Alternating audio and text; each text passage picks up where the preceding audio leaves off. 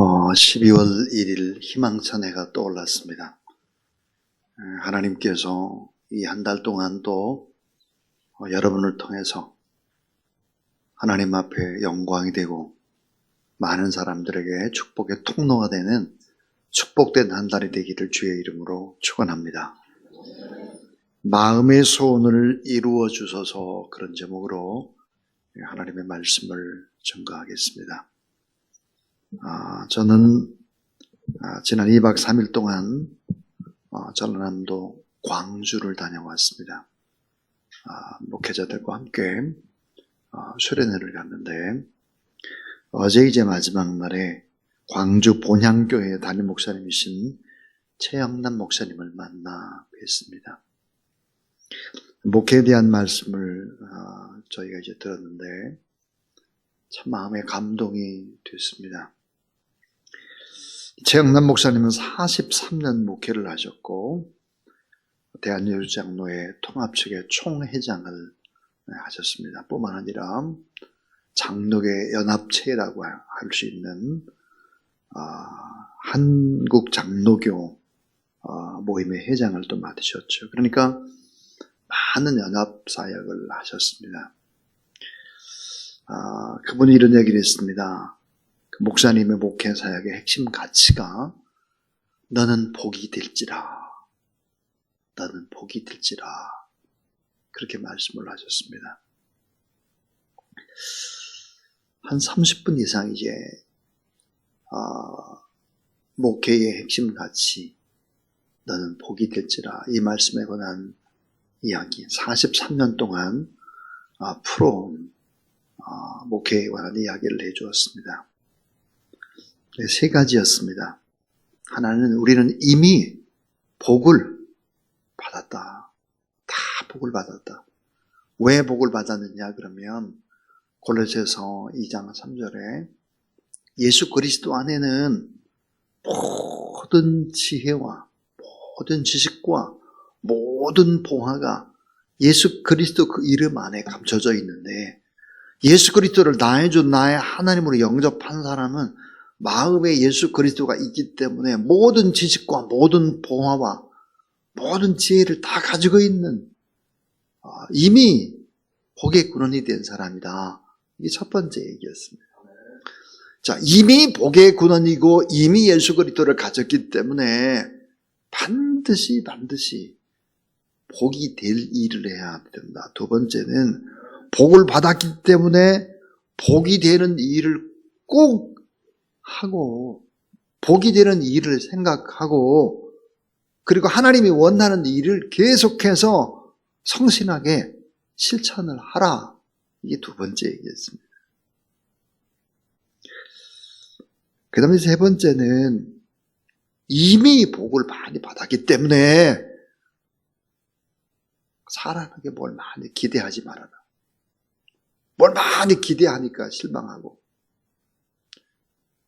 사람을 기대하지 않고 하나님을 기대하고 하나님을 신뢰하니까 이미 복을 내가 다 받은 사람이니까 사람들이 내게 조금 서운하게 해도 그 서운하다고 생각하지 말아라. 뭘 조금이라도 해주면 너무 감사하다, 이렇게 생각하라는 거예요.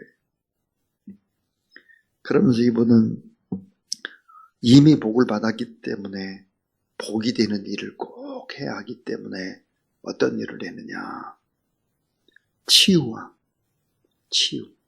그 다음에 화해와 섬김, 치유, 화해, 섬김의 사역들을 43년 동안 감당하다 보니까 정치를 한 것이 아니라 그저 잘 하나님 인도하셔서 더 복이 되는 것을 증거하라. 그래서 총회장도 되고 또 장로교 연합 사업도 하게 되고, 그런 것도 신학적인 바탕이 돼서 또 책이 또 나오고 그랬다는 얘기를 해주었습니다.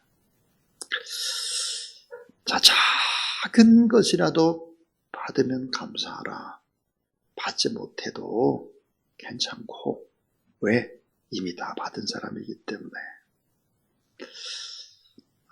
참 귀한 만남이었습니다. 귀한 깨달음이었습니다. 자, 오늘 본문에 조금 전에 제가 설명했던 얘기들이 함축되어 또 나오는 것을 보게 됩니다. 시편 37편이 그러합니다. 자, 세 가지 얘기를 하려고 합니다.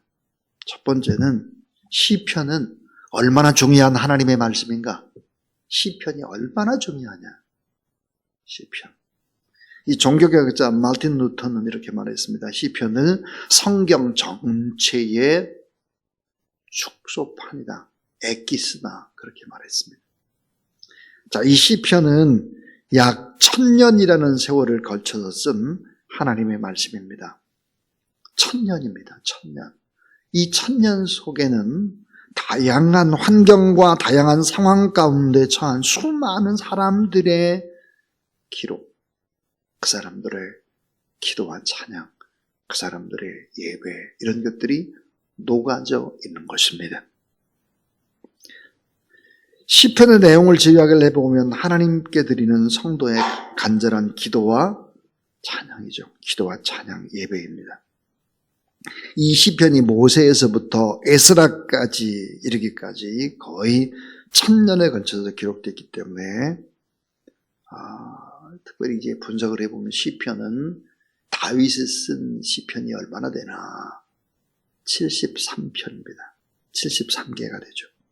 아삽이 12편, 고르자손이 14편, 모세가 1편, 솔로몬이 2편, 찬양대 지휘자였던 헤만이 1편, 네지파 게르손의 자손 에단이 1편, 그 위에 이름 모르는 익명의 사람들이 쓴 것이 한 50여 편쯤 됩니다. 그러니까 사실은 시편의 상당수 이름 모를 사람들을 빼게 되면 시편의 거의 주류를 이루고 있는 것이 다윗이다, 이렇게 말할 수 있겠죠. 자, 이제 시편이 이렇게 중요합니다. 1000년이라는 시간 동안 수많은 사람들이 기도하고 찬양했던 일종의 대표 기도와 찬양과 예배의 모범집이다, 이렇게 말할 수 있기 때문에 성경의 축소판이다, 이렇게 해도 과언이 아닙니다.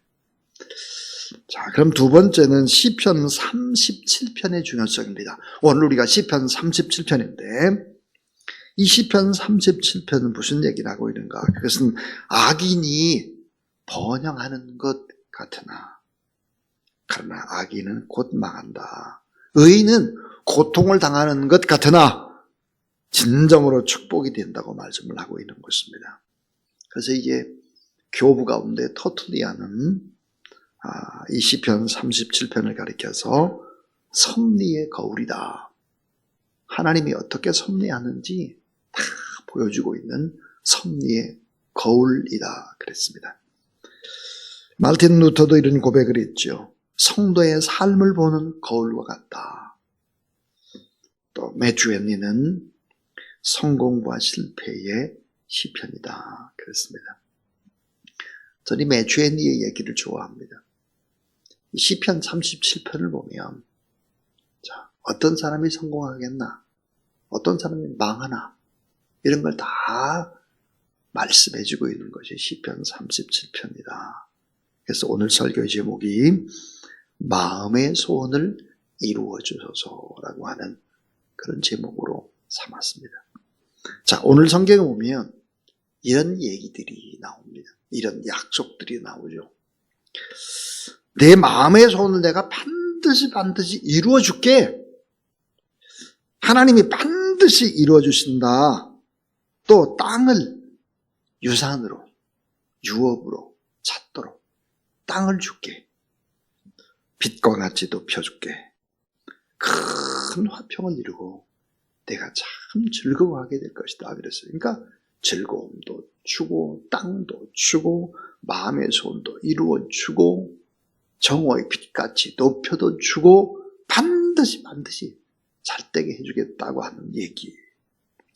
반드시 성공한다. 반드시 잘된다. 근데 조건이 있습니다. 그 조건이 뭘까? 이런 거입니다. 악인의 번영을 두려워하지 말아라. 남이 잘 사는 거 보고 배 아파하지 말라는 말이. 왜 그러냐면 이 악인의 이 번영, 하나님을 믿지 않는 사람들이 잘 되는 것 같은데 이 악인의 말로는 어떤지를 분명히 말씀하고 있습니다. 자, 여호와 하나님을 경외하지 않고 세상의 지식과 지혜를 가지고 무언가 하려고 할 때 이것이 어떤 결말을 가져오느냐. 반드시 멸망을 당한다. 또 하나는 풀무불에 다 타버린다는 거예요. 이 세상의 것들 다 풀무불에 다 타버릴 것이다. 그리고 태우는 불과 같이 되리라. 그래서 태우는 불과 같이 된다. 또 하나 뭐라고 얘기하고 있는가? 이 악인은 결국은 단명한다 그랬습니다. 악인이 단명한다는 거예요. 그리고 그 마지막은 뭘까요? 사망입니다. 사망. 곧 지옥인 거죠. 왜 이런 악인이 반짝 세상에서 잘 되는 것을 그렇게 부러워하고 좀 못 가진 걸 가지고 그렇게 초라하게 생각하냐? 이미 우리는 약속을 받고 이미 복을 받고 이미 귀한 것을 받은 사람들인데, 그래서 악인의 이 번영 이런 것들을 부러워하지 말아야 된다. 잠언 10장 27절에 보니까 여호와를 경외하면 장수하느니라. 그러나 악인의 연세는 짧아지느니라. 그랬습니다. 이 땅에서도 잘 또 복의 근원으로 살다가 하나님을 따라가면 또 영원히 영생의 축복을 누리는 그런 여러분 되길 주의 이름으로 축원합니다. 자, 하나님의 방법과 세상의 방법이 달라요. 방법 하나를 선택하라는 거예요. 방법 하나. 우리는 둘 중에 하나를 반드시 포기해야 한다. 하나님께서 원하는 삶을 살아야 된다 하는 거예요. 그 하나님께서 원하는 삶이라는 것이 무엇일까? 오늘 본문은 그 이야기가 여러 방면의 얘기를 하고 있는데 함축하면 4가지입니다. 그 첫 번째가 여호와를 기뻐하라 하는 것입니다. 여호와를 기뻐하는 삶을 살아라 하는 거예요. 시편 37편 4절에 여호와를 기뻐하는 삶이었습니다. 자, 여러분 여호와를 기뻐한다는 것이 무엇일까요? 가장 기뻐하는 것이 무엇입니까? 하나님 앞에 예배를 드리는 것입니다. 예배자. 이 복음의 사람은 뭐를 할까? 하나님을 예배하는 자입니다.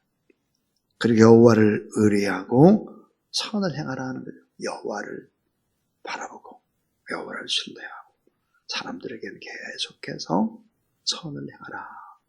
복이 되어봐라. 복이 될 일을 해라. 어떻게? 성실하게. 꾸준히 성실하게. 계속해서. 자, 이웃들에게 베풀 때 계속해서. 쌀을 베풀 때, 나눌 때 계속해서. 그래서 이제 여호와를 기뻐하는 삶을 살라. 두 번째는 여호와께 맡기는 삶을 살아라. 맡기는 거예요. 전폭적으로. 성도의 삶은 하나님께 전폭적으로 맡기는 삶입니다. 하나님께서 맡길 때 어떻게 될까요? 맡길 때 모든 것들을 책임져 줍니다. 예전에 목욕탕에 갈 때 이렇게 큰 글씨를 써놓은 게 있었어요. 목욕탕에 가니까. 주인에게 맡기자는 물건은 책임지지 않습니다. 이렇게. 맡겨야 돼. 기중품은 맡겨야 돼. 자기가 맡기려고 하다가 다 잊어버리면 주인이 책임 안 진다는 게 우리가 어때? 주인에게 맡기는, 여호와께 맡기는 삶. 맡겨라. 시편에 뭐라고 나옵니까? 하나님, 제가 참 힘들어요. 제가 이런 상황입니다. 제가 하나님 앞에 이거 맡깁니다. 그 답답함을 다 토로하라는 것이지요. 여러분 너무너무 미운 사람이 있습니다. 그 미운 사람에 관한 이야기도 하나님 앞에 막 풀어놓으면 이게 중보기도가 되는데요. 사람 앞에 풀어놓으면 이게 독이 되는 것입니다. 독. 그래서 여호와께 맡기는 삶을 살아라. 이 세 번째가 여호와 앞에 참고 기다리라 하는 것입니다. 참고 기다려라. 오늘 7절 말씀에 보니까 참고 기다리는 동안에 너무 그렇게 불평하거나 분노하거나 불만을 품지 말아라 하는 것입니다. 여호와 앞에 참고 또 참고 기다리라. 그런 좋은 것이라고 하는 것은 금방 눈앞에 인스턴트로 누르면 나오는 게 아니잖아요. 일회용 커피가 아닙니다. 오랜 시간이 걸리는 것이죠. 그러면서 이제 마지막 네 번째 이제 부탁을 합니다. 그게 뭘까? 여호와를 소망하며 온전하게 살아가라. 온전하게 살아가는데 오늘 본문 속에서 강조하는 것이 뭘까? 온유함입니다. 온유하라 그랬습니다. 자, 오늘 이 본문에 보면 9절에 그랬습니다. 진실로 악을 행하는 자들은 끊어질 것이다. 여호와를 소망하는 자들은 땅을 차지하리로다. 여호와를 소망해라. 여호와를 소망하면 땅에서도 잘 된다. 그 말이죠. 자, 11절입니다. 11절 우리 한번 같이 11절 읽어볼까요? 시작. 그러나 온유한 자들은 땅을 차지하며 풍부한 화평으로 즐거워하리로다. 예, 꼭 표시해 놓으십시오. 11절 요절입니다. 이 11절은 온유한 자들은 땅을 차지한다 그래서 예수님께서 산상수훈에도 그랬어요. 온유한 자는 땅을 차지한다 그랬는데 여러분 온유한 자가 어떻게 땅만 차지합니까? 전 목회를 하면서 깨달은 진리가 하나 있습니다. 온유한 사람은 땅을 차지하지만 땅뿐만 아니라 사람도 차지한다. 사람이 모여드는 거예요. 온유하지 않은데 어떻게 사람들이 모여드나요? 내 곁에 사람들이 없습니다. 잘못하는 거 팍팍 지적하고 표독스럽게 그렇게 하면 곁에 사람이 모여들 수가 없죠. 왜냐하면 따뜻함이 없는데 어떻게 모여들어요? 불가능해요. 안 돼요. 그게. 온유한 자들은 땅을 차지하며 풍성한 화평으로 그랬습니다. 풍성한 화평이 뭡니까? 서로 이해하고 그러다 보니까 사람들이 모여드는 거예요. 그리고 함께 즐거워하는 것입니다. 자, 오늘 저는 마음의 소원을 이루어 주소서. 오늘 성경에 보니까 반드시 마음의 소원 내가 이루어 줄게. 걱정하지 마. 땅도 주고 빛까지 높여도 주고 큰 화평으로 즐거워하고 이렇게 할 수 있도록 내가 반드시 해줄게. 근데 조건이 있다는 거예요. 안 믿는 잘 사는 사람들 절대로 부러워하면 안 된다. 그건 어리석은 것이다. 여호와를 기뻐하는 삶, 여호와를 기뻐하라. 하나님 앞에 예배드리고 하나님을 신뢰하고 그리고 성실하게 그렇게 복이 되는 일을 하면 됩니다. 끝없이. 그러면 사람들이 어떻게 다 알아줍니까? 모릅니다. 내 진실을 어떻게 알아요? 몰라요. 하나님은 아시죠. 여호와께 맡겨라. 전폭적으로 주인께 맡기는 것입니다. 그리고 옆에 참고 기다리는 것입니다. 불평, 불만하고 분노하고 막 터뜨리고 막 이러지 말고 오래 여러분 숙성의 과정이 거쳐야 되잖아요. 여호와를 소망하며 온유하게 살아라 하는 것입니다. 이런 삶을 살 때 하나님께서 반드시 우리의 소원을 이루어 주시고 우리의 소원을 이루는 것이 아니라 하나님의 뜻을 우리를 통해서 이루시고 영광을 받으신다는 사실을 믿으시고 12월 한 달도 희망차게 시작하는 영광과 축복의 통로 되시길 주의 이름으로 축원합니다. 자, 452장 찬양을 올려드리겠습니다. 452장 올려드리면서 우리 첫 열매 하나님 앞에 바치겠습니다.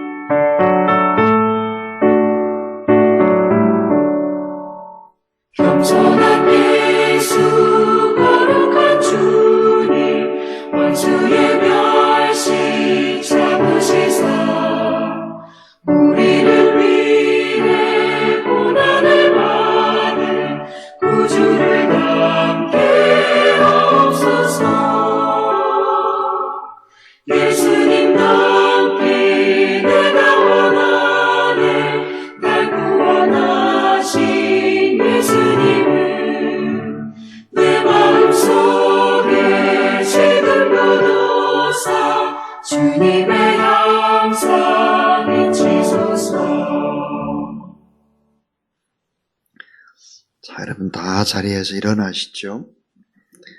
우리 함께